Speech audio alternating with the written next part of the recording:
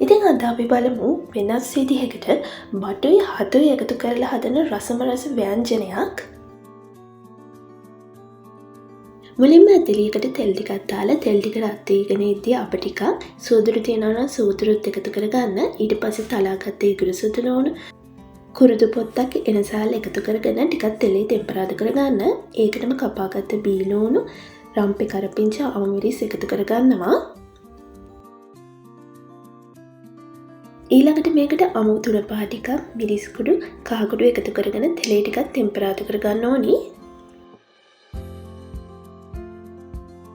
ඊට පස්සේ අපි මේකට උණු වතුරෙන් හොදලා මිරික ගත්ත හතු ටික එකතු කරගන්නවා. ඒකටම කපාගත්ත බඩු ටිකත් එකතු කරගන්නවා. මෙතෙන්දි මම බඩු එකට කහයි ගම්මිරිසුයි දාලා අනාගෙන තමයි එකතු කරගන්නේ. ඊට පස්සේ අපි මේකට තක්කාලි එකතු කරගන්නවා. ඒ වගේම උකු මිටි කිරි ටිකකුත් එකතු කරගන්න ඕනි.